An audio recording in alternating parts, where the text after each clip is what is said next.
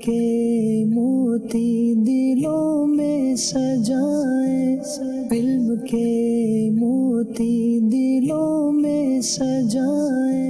الحمدللہ رب العالمین، والصلاة والسلام على خاتم النبیین، اما بعد فاعوذ باللہ من الشیطان الرجیم، بسم اللہ الرحمن الرحیم۔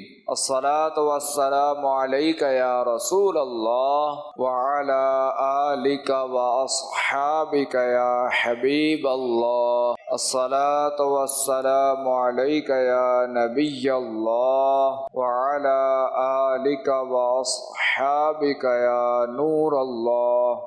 فرمان خاتم النبیین صلی اللہ تعالی علیہ وآلہ وسلم، جس نے مجھ پر ایک بار درود پاک پڑھا، اللہ کریم اس پر 10 رحمتیں بھیجتا ہے۔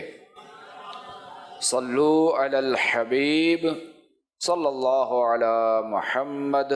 میرا نام محمد حسن بن یوسف ہے، میں 63 دن مدنی تربیتی کورس میں زیر تعلیم ہوں۔ میرا آپ کی بارگاہ میں یہ سوال ہے کہ جن خوش نصیبوں کو خواب میں آقا صلی اللہ علیہ وسلم کا دیدار ہوتا ہے، خواب میں حضور پاک صلی اللہ علیہ وسلم جو کچھ فرمائیں، کیا وہ بھی حدیث پاک کہلائے گی؟ اور کیا خواب میں دیدار کرنے والے بھی صحابی کہلائیں گے؟ جواب ارشاد فرما دیجئے۔ خواب میں دیدار کرنے والا صحابی نہیں کہلاتا، اور خواب میں جو ہمارے آقا علیہ الصلوۃ والسلام نے فرمایا وہ اس کا حکم حدیث والا نہیں ہے۔ میرا نام حسن رضا عطاری ہے، میں فیضان مدینہ فیصل آباد میں طالب علم ہوں، اور میرا سوال یہ ہے کہ میانہ روی کے بڑے فضائل سنے ہیں، یہ میانہ روی کیا ہوتی ہے؟ میانہ روی یعنی درمیانہ،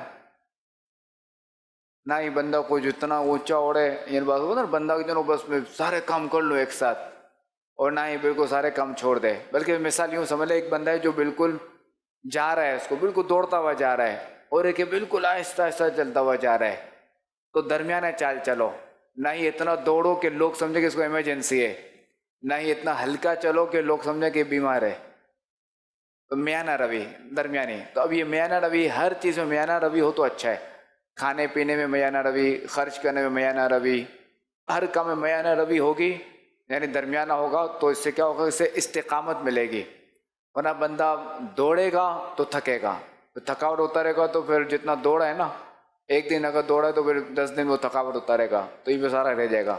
میانہ روی کرے گا تو کیا ہے کہ جو اس نے ایک دن میں سمجھے کہ 2 دن کا کام کرے ساتھ ایسا میانہ روی اختیار کرے گا تو یہ 10 دن میں 5 دن کا کام کرے گا،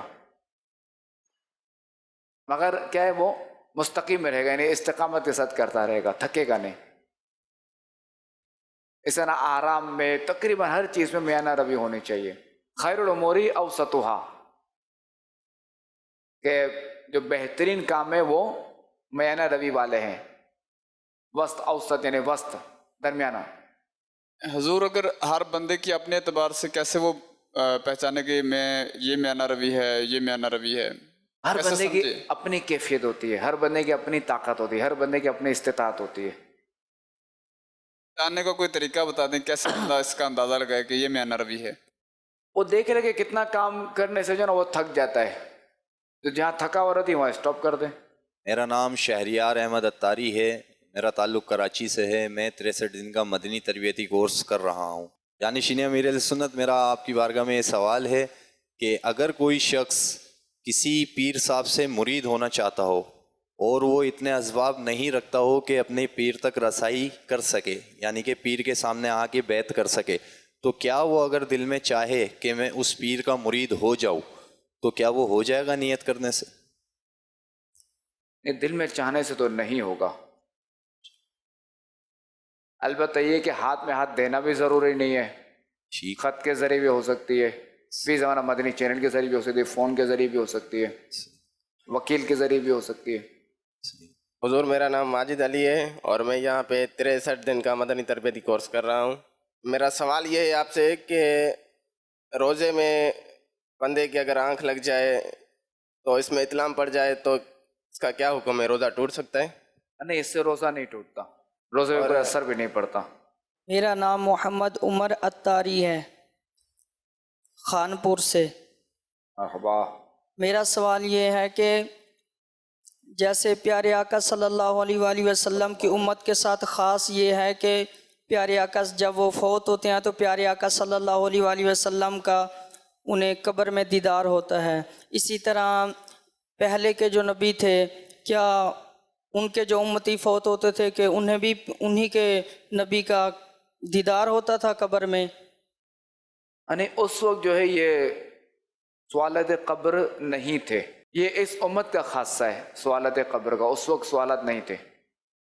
اور حضرت عیسیٰ علیہ السلام جب اس دنیا سے پردہ فرمائیں گے تو اس کے بعد انہیں بھی پیارے آقا صلی اللہ علیہ وآلہ وسلم کا قبر میں دیدار ہوگا.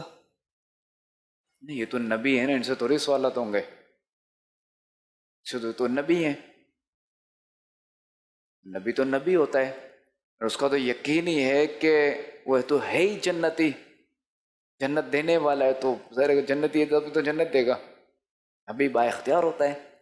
آپ کی بارگاہ میں سوال عرض ہے کہ کالے جادو اور عام جادو میں کیا فرق ہے، ارشاد فرما دیں. غالباً اس میں یہی ہے کہ جو جادو شدید ہوتا ہے یا تو یہ، یا پھر یہ کہ جس میں کفریہ کلمات ہوتے ہیں وہ اس کو کالا جادو کہا جاتا ہے. کہ ہر جادو میں کفریہ کلمات نہیں ہوتے، خاص ہوتا ہے محمل جملے اور ہوتے ہیں، اور ہر جادو میں کفریات نہیں ہوتے، تو ہو سکتا ہے اس سے مراد یہ کالا جادو. میرا نام محمد عبداللہ تاری ہے، میں 63 دن مدنی تربیتی کورس کر رہا ہوں. میرا آپ کی بارگاہ میں یہ سوال عرض ہے کہ چمڑے کے موزے پہن کر لوگ باہر گھومتے ہیں اور وضو خانے میں جاتے ہیں اور وہی موزے پہن کر عین مسجد میں بھی آتے ہیں، یہ کرنا کیسا؟ اور یہ موزے پہن کر نماز ہو جائے گی؟ جی ہاں، وضو خانہ ناپاک نہیں ہوتا، پاک ہوتا ہے. البتہ چمڑے کے موزے کا یقینی طور پر ناپاک ہو گئے تو اب ان کو مسجد میں نہیں لے جا سکتے. جزاک اللہ خیر. آمین و ایاکم. محمد شبیر حسین اتاری، ضلع وہاڑی، شعبہ روحانی علاج، تحصیل بورے والا سے حاضر ہوا ہوں. مرحبا. خلیفہ امیر علیہ سنت کی بارگاہ میں سوال عرض ہے، مطاف میں انبیاء کرام علیہم الصلاۃ والسلام کے مزارات ہیں، یہ سنا ہوا ہے، وہاں پر چلنا کیسا اور نماز ادا کرنا کیسا؟ دراصل کوئی بھی قبر ہو نا، اس سے ڈائریکٹ چلنا منع ہے. اب مثال کے طور پہ کہ یہ قبر ہے، اب یہاں پلر ہے، یہاں پلر ہے، یہاں پلر ہے، اب اس کے اوپر چھت ہے تو اس چھت پہ بندہ چل سکتا ہے. میرا نام محمد اسامہ ہے اور میں مدینہ الاولیاء ملتان شریف سے حاضر ہوا ہوں آپ کے پاس. مرحبا. آپ کی بارگاہ میں سوال یہ ہے کہ اگر کوئی شخص 4 رکعت نماز ادا کر رہا ہے اور دوسری رکعت میں التحیات پڑھنا بھول گیا ہے تو اس کا کیا حکم ہے؟ سجدہ سہو کرے. اب اگر اس نے سلام پھیر لیا اور یہ اٹھ کے چلا گیا، اب یہ ہے کہ وہ نماز دوہرا لے واجب کی نیت سے. کامران اتاری ڈیرہ غازی خان سے حاضر ہوا ہوں. آپ کی بارگاہ میں سوال یہ ہے کہ اذان ہو رہی ہو اور اس وقت کوئی آ کر سلام کرے تو اس سلام کا جواب دیا جائے گا یا نہیں دیا جائے گا، اس کا حکم ارشاد فرما دیں. نہیں دیں گے، چونکہ وہ تو اذان کا جواب دے رہا ہے نا اگلا. محمد شفیق اتاری، ضلع اکاڑا، تحصیل نالہ خرد سے. آپ کی بارگاہ میں میرا سوال یہ ہے کہ بعض لوگ فیس بک یا انٹرنیٹ سے اوراد و وظائف دیکھ کر پڑھتے ہیں اور بعض اوقات نقصان بھی اٹھاتے ہیں، کیا اس طرح نیٹ سے یا فیس بک وغیرہ سے اوراد و وظائف پڑھنا انہیں چاہیے؟ نہیں، اس طرح فیس بک سے جو نا اوراد و وظائف نہیں لینے چاہیے، کہ بعض اوقات اس میں غلطیاں بھی ہوتی ہیں، کچھ کا کچھ ہوتا ہے، تو یہ آرابی غلطیاں بھی ہوتی ہیں، تو بالکل یہ نہیں کرنا چاہیے اس طرح. محمد ساجد اتاری، بستہ ذمہ دار اور ٹاؤن ذمہ دار، ڈگری، ضلع میرپور خاص. سوال یہ کہ اگر کسی کے اسلامی بھائی سیدھے ہاتھ سے نہ لکھتا ہو اور الٹے ہاتھ سے لکھتا ہو تعویذات وغیرہ، قرآنی آیتیں وغیرہ، یہ لکھنا کیسا؟ جائز ہے. علی رضا اتاری، ٹرناؤتھ خان سٹی سے یہاں پر حاضر ہوئی آپ کی بارگاہ میں مجلس مالیات سے. اور میرا یہ سوال تھا کہ جو یہ ہم آج کل آستین فولڈ کر کے نماز پڑھی جاتی ہے، تو اس صورت میں کیا ہماری نماز ہو جائے گی؟ آدھی کلائی سے زیادہ اگر فولڈ اگر ہے نا تو نماز مکروہ تحریمی ہے، اور اس سے اگر کم ہے تو مکروہ تنزیہی ہے، نماز ہو جائے گی. دوسرا یہ پوچھنا تھا کہ جو کفلنگ ہوتی ہے، جو بٹن ہوتے ہیں تو یہ پہننا جائز ہے؟ یہ تو انہیں ایک طرح سے وہ خوبصورتی میں آئے گا نا، اس میں تو کوئی حرج نہیں ہے، بلا کراہت جائز ہے۔ میرا سوال یہ ہے کہ اگر اولاد کسی نافرمان ہو جائے حد سے زیادہ، اس کا کیا رائے کیا جائے؟ اس کے لیے دعا کی جائے، اصلاح کی جائے۔ اس کے لیے ایک طریقہ یہ ہے کہ اس کے ہم عمر جو لوگ ہو نا، اسلامی بھائیوں، ان سے دوستی کرا دی جائے، یا کسی اسلامی بھائی کو آپ، جیسے آپ اگر کراچی میں رہتے ہیں تو اپنے ہی نگران کو بتا دیں کہ ذرا میرے بیٹوں کو جو نا ہم عمر کے ساتھ ذرا کروا دیں ترکیب، ان کو اجتماع کی دعوت دیں، مدنی قافلہ میں سفر کرائیں اپنے طور پہ، تو یوں بھی ترکیب ممکن ہے۔ اور ان کو یہ نہ کہا جائے کہ یہ میری اولاد اور یہ نافرمان ہے، یہ نہ کہا جائے۔ اگر کوئی ایسی ضرورت پڑ جائے تب کہا جائے، ورنہ بلا ضرورت نہ کہا جائے۔ جب وہ اجتماع میں آئیں گے، مدنی قافلہ میں سفر کریں گے، تو انشاءاللہ الکریم اس کی برکت سے وہ آٹومیٹکلی سیٹ ہو جائیں گے۔ اچھا، اب چونکہ وہ اگر نافرمان، بعض وقت یہ بھی ہوتا ہے کہ باپ کی بھی اصلاح کی بہت ضرورت ہوتی ہے، کہ باپ جو بات پہ اپنی اولاد کو جھاڑتا ہے، بات پہ تذلیل کرتا ہے، بات پہ یہ کہتا ہے کہ میں نے تم کو یہ ہاتھ پکڑ کے چلنا سکھایا، میں نے تمہیں بڑا کیا، میں نے تمہیں یوں کیا، تمہیں نہ تو یہ پہننا نہیں آتا تھا، تمہیں یہ نہیں آتا تھا، میں نے تمہیں یہ سکھایا، وہ سکھایا۔ تو یوں باپ اگر بات پہ یہ کہتا رہے گا نا، تو اس سے بھی اولاد جو ہے نا وہ بدک جاتی ہے۔ تو دونوں طرف سے دیکھنا ہوگا۔ اللہ کریم عافیت والا معاملہ فرمائے۔ آپ سے سوال یہ ہے کہ الرحمن الرحیمین پڑھ کر دعا مانگنے کی کیا فضیلت ہے؟ علماء نے لکھا ہے کہ جو دعا سے پہلے 3 مرتبہ یہ پڑھ لے، یا ارحم الراحمین، یا ارحم الراحمین، یا ارحم الراحمین، تو امید ہے کہ دعا کی قبولیت کا اثر جلدی ظاہر ہوگا۔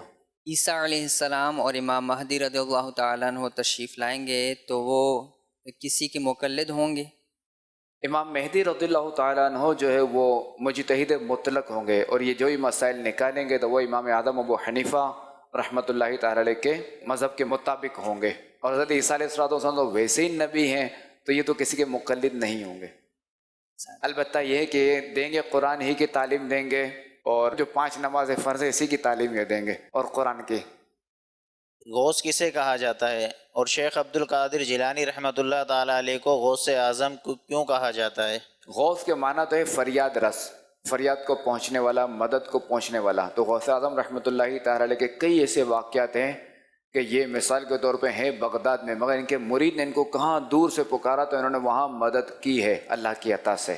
ان کو اللہ تبارک و تعالیٰ نے اتنی طاقت عطا فرمائی تھی، اور اللہ تبارک و تعالیٰ نے اپنے بندوں کو، اپنے پاک بندوں کو، اپنے نیک بندوں کو اس طرح کی طاقت عطا فرمائی ہے۔ جیسا کہ قرآنی واقعہ ہے عاصم بن برقیہ رحمۃ اللہ تعالیٰ علیہ، حالانکہ ایک طرف حضرت سلیمان علیہ نبینا علیہ الصلوۃ والسلام کے، کہاں ایک اللہ تعالیٰ کے نبی اور کہاں عاصم بن برقیہ۔ تو عاصم بن برقیہ رحمۃ اللہ تعالیٰ علیہ پلک جھپکنے میں تخت بلقیس لے آئے تھے۔ تو یہ اللہ تعالیٰ نے اپنے نیک بندوں کو طاقت اللہ تعالیٰ عطا فرماتا ہے۔ حضرت سلیمان علیہ السلام نے پوچھا تھا نا کون ہے جو اس تخت کو لے آئے، تو جنات نے کہا تھا کہ ہم مجلس ختم ہونے سے پہلے ہم یہ تخت ہم لے آئیں گے۔ یہ کون تھے؟ جنات، جن۔ وہ جن بھی بڑا تھا، جبکہ عاصم بن برقیہ رحمۃ اللہ تعالیٰ نے فرمایا کہ پلک جھپکنے سے پہلے جو نا میں حاضر کر دوں گا تخت۔ آپ رحمۃ اللہ تعالیٰ نے حاضر کر دیا۔ ان کو یہ طاقت کس نے دی تھی؟ اللہ تبارک و تعالیٰ نے۔ اور یہ بیان کہاں ہے؟ قرآن پاک میں۔ قرآن پاک کیا ہے؟ حق ہے، اس میں جو ہے وہ کوئی جھوٹ کی گنجائش ہے ہی نہیں، جو ہے وہ حق ہے، کہ ہمارا اس کے ہر حرف پر ایمان ہے۔ اور یہ ایک ایسی کتاب ہے کہ ایک حقانیت کے ایک ہوتا ہے نا کہ بعض لوگ دلائل مانگتے ہیں نا، جو لبرل طبقہ ہے، دہریہ، تو ایک ایسی کتاب ہے کفار نے مسلمانوں کو ہر دور میں نقصان پہنچانے کی کوشش کی، تو کسی وہ لاشوں کے انبار لگا دے، تو کسی وہ جنہوں سروں کے مینار بنا دیے، تو کیا کر دیا، کیا نقصانات کیے، کتنی ہماری تو کتابیں بہا دی گئیں۔ تو ایک واحد کتاب ہے، یعنی کیسی کتاب ہے کہ اس میں اب تک یہ کوئی تبدیلی نہیں کر پائے، کر ہی نہیں سکتا اس میں کوئی تبدیلی۔ ورنہ تو ان لوگوں نے کیا کیا کوششیں کی ہوں گی، چونکہ اس کی ذمہ داری خود اللہ تبارک و تعالیٰ نے لی ہے۔ اور یہ ہمارے لیے یہ بھی حق کی دلیل ہے کہ کبھی شیطان وسوسہ دے نا تو بندہ یہ بھی جواب دے سکتا ہے کتاب اللہ کے حوالے سے بھی۔ اور پھر یہ ایسی کتاب ہے کہ یہ جو حرف بہ حرف جو یاد کرنا چاہے وہ یاد کر لیتا ہے، ورنہ دیگر جو کتابیں ہیں، کتابیں کا ذکر رسالہ بھی ہوتا ہے، اتنی سی کتاب ہوتی ہے، وہی بندہ حرف پر یاد نہیں کر سکتا۔ کیونکہ قرآن پاک کا معجزہ ہے کہ بچہ آرام سے اسے یاد کر لیتے ہیں۔ سورۃ الجنان میں ہے یہ آیت کریمہ، قال الذی عندہ علم من الکتاب، اس نے عرض کی جس کے پاس کتاب کا علم تھا۔ کتاب کا علم رکھنے والے سے مراد حضرت سلیمان علیہ السلام کے وزیر حضرت عاصم بن برقیہ رضی اللہ تعالیٰ عنہ ہیں۔ یہ اللہ تعالیٰ کا اسم اعظم جانتے تھے۔ چنانچہ ابو البرکات عبداللہ بن احمد نصفی رحمۃ اللہ تعالیٰ علیہ فرماتے ہیں کہ یہی قول زیادہ صحیح ہے اور جمہور مفسرین کا اسی پر اتفاق ہے۔ دوسرا یہ درجہ غوثیت، یہ بزرگی کا ایک جو نا خاص درجہ ہے، جیسے قطب ہوتا ہے، ابدال ہوتا ہے، تو غوث بھی ایک درجہ ہے۔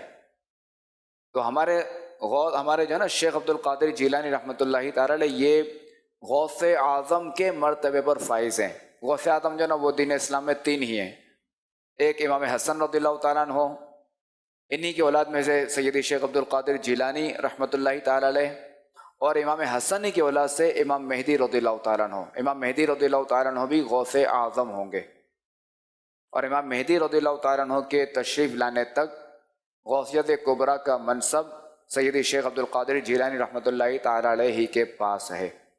عاصم بن برقیہ کون تھے؟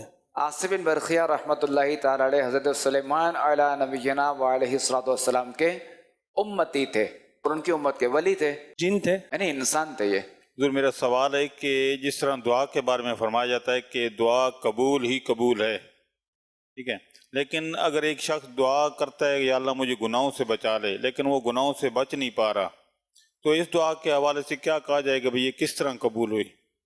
دیکھیں اس میں یہ کہ دعا 3 حال سے خالی نہیں ہوتی۔ اچھا، قبولیت سے مراد یہ بھی ہے کہ مثال کے طور پہ کوئی بندہ دعا مانگتا ہے کہ یا اللہ، جیسا آپ نے کہا نا کہ یا اللہ مجھے گناہ سے بچا لے، اب مثال کے طور اس کی عادت ہے جھوٹ بولنے کی یا غیبت کرنے کی، اب یہ دعا مانگتا ہے یا اللہ مجھے غیبت سے بچا لے، تو اب ہو سکتا ہے کہ یہ اس میں جو نا ایک اور بری عادت آنے والی تھی جھوٹ بولنے کی بھی، اب کیا یہ غیبت ہی پہ یہ اٹکا رہا، وہیں یہ اس کی بچت ہو گئی۔ ہو سکتا ہے کہ جو میں نے مثال دی کہ ہو سکتا ہے کہ جھوٹ میں ہی مبتلا ہونے والا تھا مگر غیبت ہی پہ رہا، جھوٹ سے یہ بچ گیا، تو چونکہ یہاں گناہ میں کمی ہے تو یہاں بھی یہ کہہ سکتے ہیں کہ 2 گناہ ہونے والے تھے تو یہ 1 گناہ پہ یہ ہو گیا، چونکہ وہ نقصان سے اس کی بچت ہو گئی۔ تیسرا یہ کہ بندہ جب بروز قیامت دیکھے گا دعائیں کہ جس کا اسے دنیا میں پھل نہیں ملا تھا، بظاہر قبول نہیں ہوئی تھی، جس کو بندہ کہتا ہے نا جس مثال کے طور پہ کہ یا اللہ میرا فلاں کام ہو جائے، اس کا کام نہیں ہوا، تو اب جب بندہ بروز قیامت جب یہ اجر دیکھے گا تو یہ تمنا کرے گا کہ کاش دنیا میں میری کوئی دعا قبول نہ ہوئی ہوتی۔ اب جہاں تک گناہوں کا تعلق ہے تو یہ میں عرض کرتا چلوں کہ دنیاوی معاملے میں بندہ، پیسے کمانے کے معاملے میں بندہ دعا بھی کرتا ہے اور کوشش بھی کرتا ہے، صرف یہی نہیں کہ دعا ہی مانگتا رہتا ہے۔ بھوک لگی ہے تو بندہ جو ہے وہ سفر میں ہے یا کچھ ہے تو وہ دعا بھی کرتا ہے اور دیکھتا بھی جاتا ہے، کہیں ریسٹورنٹ ہے، ڈرائیور کو کہتا ہے یار کوئی ریسٹورنٹ ہے تو روک لینا، بس میں جا رہا ہے تو بس جلدی اللہ کرے کوئی ریسٹورنٹ ہے بس وہاں روکے، یہ دعا بھی کرتا ہے، پھر جیسے بس رکتی ہے تو پھر فوری اترتا ہے، جیب سے پیسے نکالتا ہے اور کھانا خرید کے کھاتا ہے، کوشش بھی کرتا ہے۔ مگر گناہوں کا معاملہ ایسا ہے کہ بندہ یہاں صرف اور صرف دعا پر اکتفا کرتا ہے، یا اللہ مجھے گناہ سے بچا لے۔ تو گناہوں سے بندہ بچے گا کب؟ کہ جب بندے کے پیش نظر گناہوں کے نقصانات ہوں، گناہوں کے عذاب آ جائے، جس گناہ میں مبتلا ہے اس گناہ کا عذاب اس کے پیش نظر ہونا چاہیے، اس کے ذہن میں ہونا چاہیے۔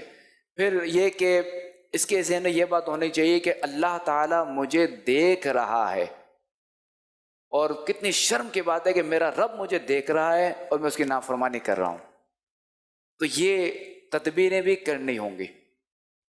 پھر بندہ دیکھے کیسے گناہ سے نہیں بچتا۔ پھر بھی خدا نخواستہ بات تقاضۂ بشریت، اگر بندہ گناہ میں مبتلا ہو جائے، اللہ تعالیٰ نے ہمارے لیے راستہ رکھا ہے کہ بندہ سچے دل سے توبہ کر لے، کہ جو بندہ سچے دل سے توبہ کرتا ہے اللہ تعالیٰ اس کی توبہ قبول فرماتا ہے کہ وہ تواب ہے۔ سوال یہ تھا کہ مزارات پر حاضری دینے کے آداب۔ انشاءاللہ الکریم مزار شریف پر حاضری کا طریقہ یہ ہے کہ صاحب مزار کی پینتی یعنی پاؤں کی طرف سے آئے، جو قدمین شریف ہوتے ہیں نا وہاں سے آئے، اور چہرے کی طرف سے 4 ہاتھ کے فاصلے پر یعنی 4 ہاتھ کا فاصلہ وہ اتنا دوری کھڑا رہے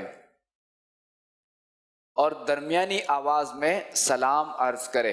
پھر جو ہے وہ قرآن خوانی کر لے، یعنی کہ سورہ فاتحہ پڑھ لے اور جو قرآنی آیات یاد ہوں، جو صورت یاد ہو وہ پڑھ لے، یا یہ کہ سورہ فاتحہ اور سورہ اخلاص وغیرہ پڑھ لے اور جو پڑھنا ہو پڑھ لے. پھر جو ہے وہ اللہ تبارک و تعالیٰ کی بارگاہ میں صاحب مزار کے وسیلے سے دعا کرے. پھر سلام کر کے یوں ہی واپس آ جائے. اور جہاں تک مزار شریف یا اس کے اوپر رکھی ہوئی چادر چومنے کی بات ہے تو اس سے بچنا چاہیے کہ علماء کرام فرماتے ہیں ادب یہی ہے کہ مزار شریف سے 4 ہاتھ کے فاصلے پر کھڑے ہو کر حاضری دی جائے اور مزار شریف چومنے سے بچا جائے. خاتم النبیین صلی اللہ تعالیٰ علیہ وآلہ وسلم شہدائے احد کے مزار پر ہر سال تشریف لے جایا کرتے تھے. میرا آپ سے یہ سوال ہے کہ مسجد میں جو دریاں ضعیف ہو جاتی ہیں ان کے لیے کیا حکم ہے؟ کیا یہ کسی کو دے دینی چاہیے؟ اس میں تو یہی ہے کہ مسجد کی دریاں اگر قابل استعمال نہیں ہے، مثال کے طور پہ مسجد بنتی تو بعض کو کیا ہوتا ہے کہ کوئی شخص ہوتا ہے نا کہتا ہے ساری دریاں میری طرف سے، وہ جو گھڑی لگے گی وہ میری طرف سے، تو جو ممبر ہے نا وہ میری طرف سے. تو اب اگر کوئی ایسے شخص نے نہیں کہا تھا کہ وہ دریاں میری طرف سے، اب یہ دریاں جب استعمال کے قابل نہ رہیں تو اب یہ دریاں واپس اسی کی ملکیت پہ چلی جائیں گی. اب وہ مالک ہے، وہ جو چاہے وہ کرے، اسے دوسرے کیا اسے اجازت لے کر جو ہے وہ اس کو تبدیل کیا جا سکتا ہے. اور دوسرے کہ اگر عوام کے چندے سے پھر یہ کہ اس کو بیچ کر دوسری دریاں لے لی جائیں گی، جو بھی مسجد ہی پر خرچ کیا جائے گا اور یہ رقم وقف ہی کی کہلائے گی. یا سیدی آپ سے یہ سوال عرض ہے کہ فرماتے ہیں نا کہ توبہ کرنے والا ایسا ہے جیسے اس نے گناہ کیا ہی نہیں. اب توبہ کا انداز کیا ہے؟ توبہ تو نسوخ کسے کہتے ہیں اور کب تک توبہ کے دروازے کھلے رہتے ہیں؟ بندے سے اگر دنیاوی طور پہ غلطی ہو جاتی ہے، بندہ کہیں نوکری کرتا ہے، اب اس کی غلطی ہو گئی، جو سیٹ ہے اس کا اس نے کو مالی نقصان کر دیا، اچھا اب اس کو غرض بھی ہے کہ یہ اگر مجھے فارغ کر دے گا تو میں تو گیا، میں تو بے روزگار ہو جاؤں گا، میرے گھر کا چولہا کیسے جلے گا. تو اب یہ بندہ اپنے سیٹ سے معافی کس طرح مانگے گا؟ حالانکہ یہ تو دنیاوی سیٹ ہے.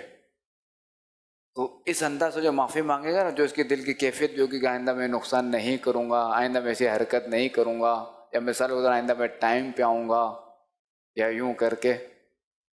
تو اللہ تبارک و تعالیٰ تو سب کا مالک ہے. تب بندہ دیکھ لے کہ اس سے اب کس طرح معافی مانگنی ہے، کہ جرم بھی اسی کا، نافرمانی اسی کی ہے، نوازنے والا بھی وہی ہے، تب اس سے کس طرح معافی مانگنی ہے تب وہ بندہ دیکھ لے. اور توبہ کے دروازے تو یہ کہ جب تک سورج مغرب سے طلوع نہیں ہوگا نا تب تک توبہ کے دروازے کھلے ہوئے ہیں.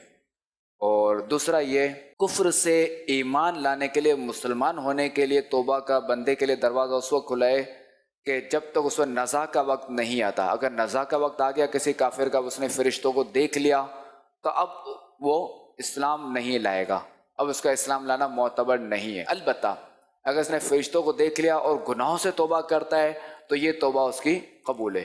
عاشقان رسول مدینہ پاک کی زیارت کی سعادت حاصل کر کے جب واپسی آتے ہیں تو کیا اس اسلامی بھائی کے ہم ہاتھ چوم سکتے ہیں؟ بالکل چوم سکتے ہیں. بدعت کی کیا معنی ہے؟ بدعت کے لغوی معنی ہے نئی چیز، اور بدعت کے شرعی معنی ہے وہ عقائد یا وہ اعمال جو خاتم النبیین صلی اللہ تعالیٰ علیہ وآلہ وسلم کی ظاہری حیات کے زمانے میں نہ ہوں اور بعد میں ایجاد ہوئے ہوں. جب بنیادی طور پر بدعت کی 2 قسمیں ہیں، بدعت حسنہ اور بدعت سیئہ. بدعت حسنہ یہ ہے کہ وہ نیا کام جو کسی سنت کے خلاف نہ ہو، جیسے ختم بخاری، تو یہ حضور صلی اللہ علیہ وسلم کے دور میں کہ صحابہ کرام کے دور میں کہ امام اعظم ابو حنیفہ کے دور میں بھی بخاری نہیں تھی. تو امام بخاری رحمۃ اللہ تعالیٰ علیہ ہیں، یہ ہے امام اعظم ابو حنیفہ رحمۃ اللہ تعالیٰ علیہ کے شاگرد حضرت عبداللہ بن مبارک. یہ امام اعظم کے شاگرد تھے اور امام بخاری رحمۃ اللہ تعالیٰ علیہ عبداللہ بن مبارک کے شاگرد تھے. انہوں نے بخاری لکھی تھی. تو ختم بخاری ہر جگہ ہوتا ہے، یہ بدعت حسنہ ہے. اسی طرح مروجہ درس نظامی، مسجدوں کے مینار، مسجد پہ جو گنبد، یہ بھی پہلے نہیں تھے. محراب جو ہے یہ جو مسجد کے آگے بنی ہوتی ہے نا محراب، یہ حضرت عبداللہ بن عمر رضی اللہ تعالیٰ عنہ کے دور میں ایجاد ہوئی تھی، دور صحابہ میں یہ بھی نہیں تھی۔ اور بدعت سیئہ یہ ہے کہ دین میں کوئی ایسا طریقہ ایجاد کرنا کہ جس کی اصل کتاب و سنت میں نہ ہو، اور اس کی وجہ سے شریعت کا کوئی حکم تبدیل ہو رہا ہو۔ صلو علی الحبیب صلی اللہ علی محمد صلی اللہ علیہ وآلہ وسلم۔